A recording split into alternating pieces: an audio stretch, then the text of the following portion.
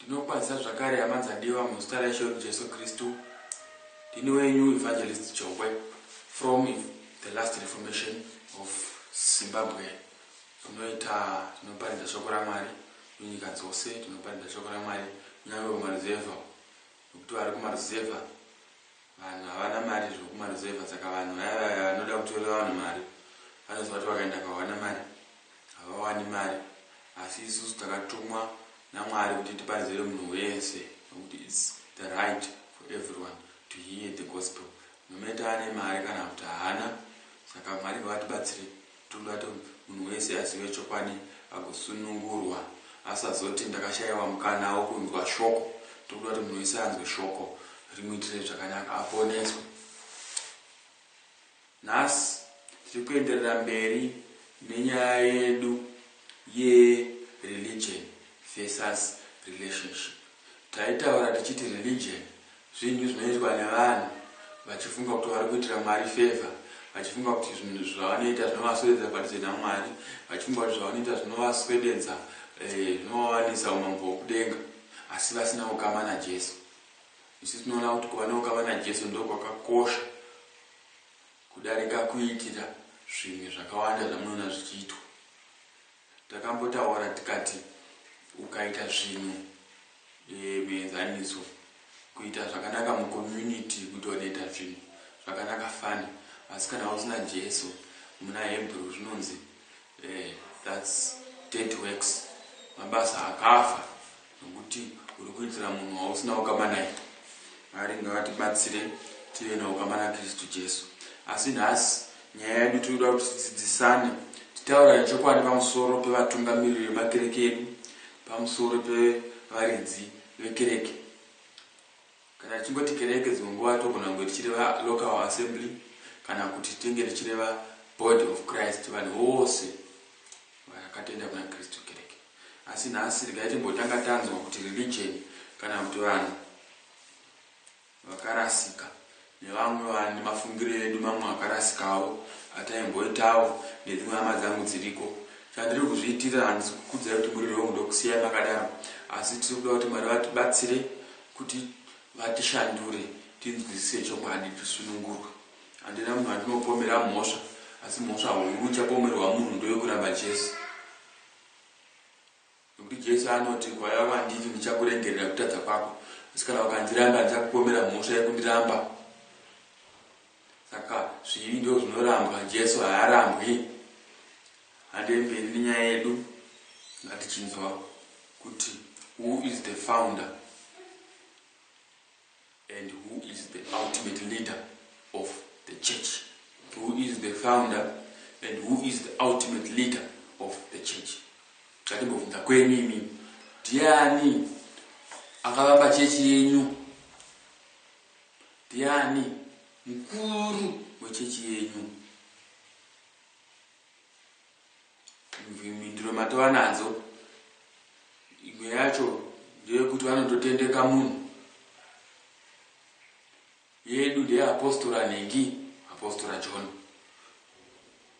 apostori Chakaingeni, tirimwa chechi inotuya yaNengi, mazita evanhu chaivo chaivo. Ndo zvatinonzwa kwedu muchitaura. Zvakare munoti munhu wacho yeye hamuri kuti founder, hamuri kuti zvakare ndiye mukuru, ndiye anenge achitori bishop. Zvakare munoti vamwe vanonzi mabishop, vamwe vanonzi mapresident, vamwe vanonzi maarchbishop, tichienda zvakadaro. Vamwe vanonzi vana pop, vana papa, ndomukuru wevaRoma. Ngaitinzwe kuti zvinenge zvichifamba sei. Ndo zvandinoziva zvamunototenderana neni kuti chokwadi ndo zvamunotenda izvozvo. Ende zvakare munoti the founder of the church munhu iyeye ndiye amunomuti spiritual father, vamwe vanototi holy father. Nyange zvazvo tichinzwa kuti hapana holy father panyika, Holy Father ndibaba vedu vari kudenga. Asi tinoona kuti variko vanonzwa naHoly Father panyika. Ini handichitori sechiKristu. Chitongoriwo imwe deception. Tinoda kuti Mwari atibatsire. Ini mungatondivenga ndichikuudzai chokwadi nokuti inini rangu ndinenge ndaita basa. Whether kunditsamwira kana kudini, asi ndataura chokwadi nokuti ndinoziva vamwe vanhu vachatoshayiwa makastoma nechokwadi chandinotaura. Asi Mwari vatibatsire zvakanaka nekuti handisi kutsvaga makastoma, handisi kutsvaga mari dzevanhu. Tinenge tori nemabasa okwatinoshanda nezvatinoita. Vanotichengeta, vanhu vanotovolontiya, hatimanikidzi vanhu. Mwari ngavatibatsire nevamwe vese vatungamiriri vekereke vasaisa majoko avo pamusoro pevanhu, asi vachivanyembera futi. Mwari ngavatiitire zvakanaka. Ngandei mberi neshoko raMwari tinzwe kuti imi vanhu munoti kudii pamusoro pafounder ultimate leader of the church. Muridzi wechechi dzimwe nguva anogona kunge atori nevana vake. Vana vake vanenge vachitoti chechi yababa vedu, zvinhu zvababa vedu. Zviriko zvandikutaura izvi. Vana vemufounder wechechi vanenge vachitotyiwa, vachirespectwa zvisingaiti. Havatsamiswi, havanzwai. Asi chokwadi regai ndikuudzei, hazviendese kudenga kuti mwana womufundisi. Mumwe nemwe anoenda ega. Kana nemiwo muchenje kuti haidoletiri kunamata vanhu. Mwari vatibatsire. Handei mberi zvakanaka. Tiri kuti mukuru wechechi yokuti ndiye yakatanga. Dzimwe nguva vanozopinda muera yekuti ndivo vanenge vachiti ndini ndinoudzwa naMwari. Saka zvavataura ndizvo zviri final, nyangwe zviri wrong. Ndosaka vamwe vandakazoona vaidyiswa wifi nemasora nokuryiswa pupu nezvimwe zvakawanda. Nokuti vanoti iye ndakagamuchira kuna Mwari, isusu hatina zvatinonzwa zvaaitaura tinoita. Kunyange kurepwa nokumitiswa nokuhurirwa nemukuru wechechi. Noti hamumubvunzi nokuti akandiye akapuwa makii naMwari okuita zvinhu. That's evil. Handei mberi zvakare. Madecisions kana kuti zvaanenge aronga haachallenjwe nevanhu. Anoti chinhu changu, vana vacho nevamwe vari padhuze voti chinhu chedu. Asi tinoziva kuti hachisi chinhu chavo, chinhu chaMwari. Kana kutoti tinenge yatowalk out zvayo. Nokuti variko vamwe vanotungamirira makauts. Ivo vane masecrets, vane zvakawanda zvavanoita. Kana vamira pavanomira vachiita zvaMwari chaizvo. Ndivo vanonzi vasose vanoti shei vanopinda muumambo. Jesu vanoti vamwe vachavakwandira vachiti ndakadzenga madhimoni muzita renyu, ini ndichavati dzokerai kwamamuri muita mabasa akaipa. Saka Jesu anoti nemhaka yenyu muchingofarira kunditi shei musingadi kuita zvandinokuudzai. Ndizvo zvakafanana nevanhu ivavo. Ndosaka ndichiti kuva religious zvakangofanana nokuva wolf kana gava. Asi kuva have a relationship with Jesus, kuva nokukama naJesu zvakafanana nokuva hwai. Nokuti vanhu vanokukama naJesu ndo hwai dzaJesu, tinonzwa inzwi raJesu. Handei mberi nenyaya yangu tichienda mberi pamusoro pefounder of the church. The founder of the church ndati ndiye spiritual father. Ndikati spiritual father, sinonzwa kuti spiritual father ndiwo kudenga. Imhaka yaita kuti spiritual father anongoita kuti zvavakuudza haukwanisi kuzvioppose. Tine makesi akawanda vanhu vakavhiringidzwa nemaspiritual father achiitiswa zvinhu zvisina uMwari mukati. Spiritual father vacho akatobuda muumwari kare. Tikati spiritual father akapedzera kutoiswawo madhimoni ake iwaine naspiritual father akutoshandiswa nemweya wezvino. But spiritual father vacho angapedzawo zvoumanga. But nokuti ionekwa kuti spiritual father zvavataura, chii chiri nani kunzi mwana waMwari kana kuti kunzi mwana womufundisi, kana kuti mwana womuprofita, the son of the prophet. Isusu tiri vana vaMwari, tisi vana vamabhishopu. Kuti mabhishopu ndivana baba vedu vanodini irrespect yatinongopiwa kunzi ona vanhu vakuru sana baba, ona zera rako kana wakada senisana mukomana munin'ina and so on. Do respect. But kwete kuti baba pamusoro pokuti akandiudza zvinhu zvomweya zvisingaenderani neshoko raMwari ndoti hongu. That's yes. Mwari vatibatsire yande mberi zvakare. Kunenge kutori nehierarchy kumachechi kwenyu. Nekunena zvamako vangu. Zvokuti decision ikaitika pasangano inenge ichifanira kuzondoinda kwakati yozosvika kumusoro. Vakuru tekwa ndo unozoti anongatidai. Tichadzidza tichaona kuti leadership yechechi inofanira kunge yakaita sei. Of course, pane vamwe vanenge vachifanira kugaida vamwe but vanofanira kunge vasingatembi authority kuti kufundisira vanhu kuti ndo zvinofanira kuitwa. Ndosaka mamachechi kunopinda vamwe vandakamboona vakuindanizana kumakoti vachirwirana zvigaro kuti inoyo kana akafa who is next, succession, kuurayana, kudamburirana vanhu, kutorerana property, hazvisina umwari mukati. Zvazvepanyika nokuda kwokuti founder anenge akutoita zveauthority, akutoita zvemari, zvepower. Kunyange mabodyguards isu tinoziva kuti kana tina mweya mutsvene tiri temberi yamweya mutsvene. Kunyange temberi yakudhara yeOld Testament yaigadzwa nemagadhi evanhu, asi tinoziva kuti isu maKristu tiri temberi yamweya mutsvene isingachagadwi nevanhu, asi tinochengetwa nengerozi dzaMwari. Saka ukaona munhu anozviti munhu waMwari achifarira kuita mabodyguards, mweya waanawo hausiri waMwari. Because ane mweya waMwari chaiye anochengetwa nengerozi. Kunze kutoti kana Mwari vachida kuti afe ndopaangazoita yield kuti ange azourawa. Otherwise Mwari vanomuchengeta. Ndosaka tinoona Peter naPaul panonzi Herod paangakuda kubata Peter akabva arohwa nengerozi akaita uyu wese akafa. Peter asi haana kutsvaka mabodyguards. Ana Paul vanga vasina mabodyguards. Ana James nana Stephen vakafa zvavo asi vanga vasina mabodyguards. Saka ukaona munhu ane mabodyguards ane mweya wakuhla, anoziziva kuti haana protection yaMwari, anotoda protection yavanhu. He is a politician. Mabodyguards anotosvika pakutorova vanhu. Pane mumwe pandakambozonzwa kuti mabodyguards achaitorova vanhu, kukindisa vanhu kuti musasvika pana prophet. Mumwe munhu akarebudisa pfuti kuti anyone ari kutaura against my prophet ndokuuraya. That's politics, hachisi chiKristu.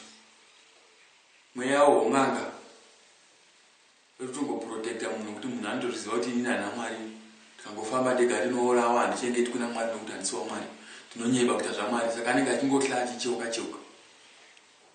Mwari ngaatibatsire, Mwari atiitire zvakanaka, ngatichengetwe naMwari.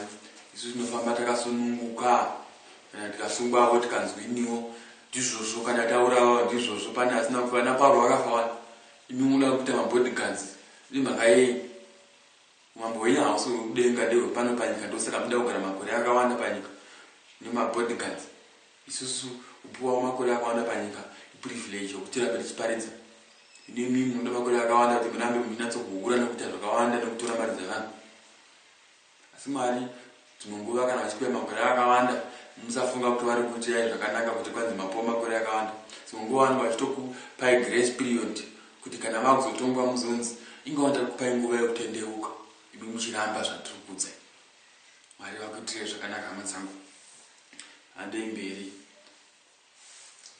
Ndanga ndichibatanidza zvakare pamusoro pemweya mutsvene. Pamusoro pekuti ndiani mukuru nomutungamiriri wekereke. Saka taona kuti zvizhinji zvokutaurwa vanhu vari kunzi vakuru vechechi, the founder and the leaders, vanhu. Asi ngachitaura chokwadi manje. Chokwadi chiri kuti the founder and the owner of the church is Jesus. Akavamba kereke nemuridzi wayo neJesu. Saka imi musafamba muchiti chechi yangu namuchiti chechi yaningi. Kana iri yaJesu chaiyo yechokwadi ndeyaJesu. Tikaverenga vana vaEfeso 2:20 tinotoona kuti pakanzi ngativerenge having built on the foundation of the apostles and prophets, Jesus Christ himself being the chief cornerstone. tikazoerenga pamwe kuna Peter anoti pamusoro pedombo iri chavaka chechi yangu Jesu. Church ndeya Jesu. And Jesu ndiwo chief apostle. Haangoti kuti chief apostle chete, ndiye chief priest, high priest. Jesu. Ndiye mkuru wa profita. Jesu. Ndiye akazopa hake Peter kuti Peter atange basa rokuspreada gospel kundapaki tisoso. Asi Peter wacho anga ari very humble. Anga asina mabodyguard, asina convoy. Iye aitonga achishanda ari uko. Zvinhu zvaagamuchira anga asingahiye nevana vake. Aito zvinhu zvavaya pari vatengesa minda opa vanhu vanotambura. Peter akaverenga kuna Acts munozviwana zvandiri kutaura. Zvakare pana vanhu vanozviita self-appointed zviita vatungamiriri vemakereke. Tosaka mwana nevamwe vakati no zvakunetsa havachakwanisi kuita kuna Mwari unovhumba totungamirirwa nani. Vakutoita kuita zvema-elections. Ivo hasi ma-elections. Nokuti zvinogumbura vanhu, zvinotsamwisa vanhu, zvinoelecta ukasha nekuda zvinhu nouroyi nevanhu. Saka ma-elections acho mune matova ne-rigging zvakutoenga zvemunyika. Politics kuriga ndo zvayo zvayakatumwa naMwari, zvomunyika ndezvomunyika. Asi muchechi tikada kuringa nokurovana nazvikara. Mwari ngavatibatsire vatitire zvakanaka. Ande mberi zvakare tione kuti Jesu ndiye master wekereke. Pana mumwe master, pana mumwe spiritual father. Jesu ndiye mabadira kudenga ndiye spiritual father. Vanhu vanosubmita kuna Jesu. Tikaverenga pana Efeso 5 verse 23 kusvika pa 25 inoti, for the husband is the head of the wife, as also Christ is the head of the church. Saka the head of the ultimate leader of the church is Jesus. Saka bishop wenyama na kutorashika. But nokuda kuti mamonya akaningaita zvemaya chinhu chedu mugagwa kadi chaungatoita kuvasiya nechechi yako yavo. Asi vamwe vacho havasiyi bwezi ukavasiya kunzi nemavhundusirwa kuti unofa. That's nonsense. Mwari vatibatsire vatite zvakanaka. Hande mberi zvakare, Jesu is the sheep shepherd, chief shepherd. Tikaverenga, Jesus is the chief shepherd. Saka mapastor ose vamunoti mashepherd, that's good. Shoko raMwari iroro. Asi anofanira kusubmita kuna chief shepherd, who is Jesus. And makwai haafaniri kunyanya kutemba na shepherd uyu, asi anofanira kutemba na chief shepherd anova Jesu. Zvokuti pastor vene vakarasika, kurasika kwavo kunofanira kurasisa vanhu. Vanhu vanofanira kuramba vane ukama na chief shepherd, who is Jesus Christ. Hande mberi handina kuramba kuti order yakanaka muchechi. Asi hande mberi Mwari vatibatsire. Tikati zvakare mukuru wechechi hasi CEO, but the Holy Spirit is the CEO of the church. Zvitangozvitaura tikati every believer mweya mutsvene unogona kuenda pamunhu wese. Mweya mutsvene unoita kuti every believer anzwe zvekutaurwa naMwari, kwete prophet chete kana mukuru wenyu chete. Andingaitorambidza vamwe ndiwo waprofita ndindega ndoprofita. Maconmen, mafraudsters.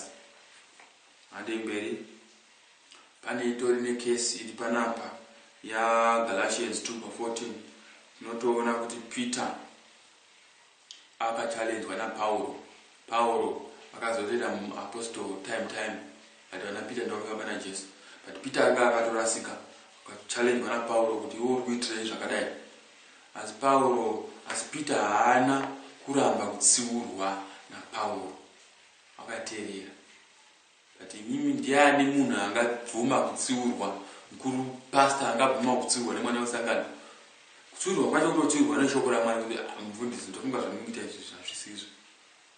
kaenda iwe wanokuudza kuti iwewe kana wada kuchita pastor wacho hausandudza zvokita kana wada kunyanya kutonza uri kurwisa munhu waMwari. Why? Because they are deceived. Why? Because they are running something that is religious, not having a relationship with Christ Jesus, or with Jesus Christ is one and the same thing. And then baby, nyaya tikaverenga kuna 1 Timothy 2 verse 1 Timothy 3 verse 1 atangire babo tunaona kuti mabishop nema-deacons anogadzwa sei. Tofunga zvizhinji vamwe vacho vanenge vanozvigona, basi pane dambudziko rokuti kare tikaverenga muna Acts nematsamba dzose tinoona kuti mabishop ainge akawanda, many bishops pa one assembly. Asi nhasi tiri kuti one bishop many assemblies, vice versa. Why? Mabishop ainge ari mezita ravo ma-overseers, and dzimwe nguva kana tikaverenga anogona kufananidzwa nama-elders. Saka tiri kuti kudii? Tiri kuti bishop ai mabishop anga akawanda akasainwa pasame church, asi nhasi bishop one ndiye ane machechi home. Inyaya yeauthority, nyaya yepower, nyaya yeinfluence, asisiri nyaya yaMwari. Kwezi mukaita munhu akadaro anokora kuita zvinhu zvizvo zvaanoenda achizwa kuna Mwari, anokumisiritai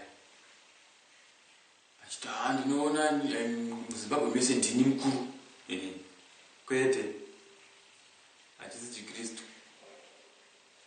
Maapostoli kana wakatemwa naMwari kuplanda machechi, unofanira kutoenda kunoplanda machechi uzongopfuura uchiona kuti vari kuita sei, but leadership iri local inenge iri sufficient.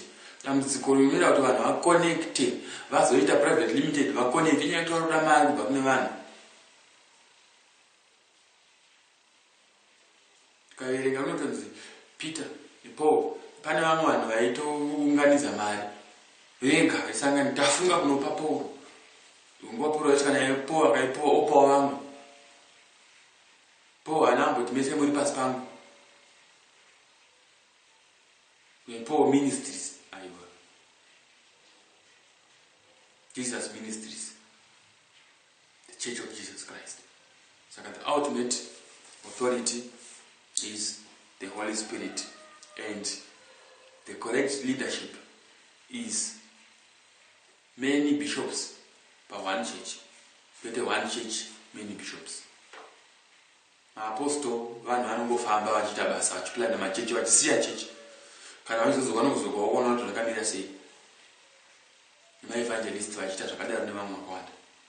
Kwete kuti watoita apostle wotogara wototi mavanhu vangu. Aiwa, zvisiri izvozvo. Vakatiitire zvakanaka. Verengai vaPhilippians 1 verse 1 inokudzai kuti kutonzi kuti all the bishops and so on vari pachechi yakati, and deacons vari pachechi yakati. Saka mabishop ese nemadikoni ari pachechi imwe chete. Zvakare kune women ministry katinongobata zvishoma. Mweya mutsvene unogara pamusoro pemunhu wese, hazvinei kuti mukadzi kana kuti murume. Saka ministry yamweya mutsvene inogona kubata iprofita vakadzi vanoprofita, varume vanoprofita. Kunyange kuparidza, vakadzi vanogona kuparidza. Asi Mwari anozotaura kuti vakadzi ngavave nerespect yevarume, vakadzi ngavazvize pasi pevarume. Saka mamiriro azvinenge zvakaita, tikaverenga mushoko raMwari tinobva tazoona kuti ma-elders kana mabishop hapafaniri kunge pane mukadzi, asi kana kune ma-deacons nema-deaconesses vechikadzi, aiwa zvakanaka, vana vanoseva zvakanaka. Tiri kungoita kuti shoko raMwari ribude zvakanaka. Hatisi kusapota feminism kana hatisi kuti anti-feminism, asi ndo shoko raMwari riri kuti vakadzi ngavangoziva kuti dzimwe nguva kana varume varipo, varume ngavatungamire. Kunze kwokuti mumo vakadzi ndovaripo, varume vazoshayikwa vanoda kuita basa raMwari. Mukadzi anogona kusimuka oita senguva yaDhibhora. Asi pakazosvika naBharaki vakazoona zvanga zvaakuitika kuti vakaushana naBharaki. Saka ndo zvinoitika kuti Mwari vakashayiwawo vanozomutsa mukadzi. But kuri kuti varume varipo vari able regai varume vatungamiri. Mwari vatibatsire. Mwari anokuda iwe uri mukadzi kana kuti uri murume. Vakadzi vakapiwa chipo ukaverenga chokuchengeta vana nokuchengeta varume nokutichengeta isusu varume. Varume havazvikoni. Saka mumwe nemumwe ngaazive basa rake. Nyange kuparidza vakadzi paridzai. Asi authority over men kuri kunzi don't. Mwari ngavatibatsire. Nokutenda hama dzangu pamusoro pechidzidzo chedu cheleadership kana founders of the church taziva kuti ndiJesu. Taita demystify, tabvisa dzimwe nhema dzevamwe vanhu vanoti chechi ndeyedu, ndeyababa vedu, ndeyasekuru vedu. Jesu Kristu haisi chechi iyoyo. Yangowa kwambani. Mwari vatiitire zvakanaka. Tinofunga ndapedza pachidzidzo chedu chanhasi. Tozokuona pachidzidzo chinotevera. Mwari vakutiitire zvakanaka muzita raJesu. Amen.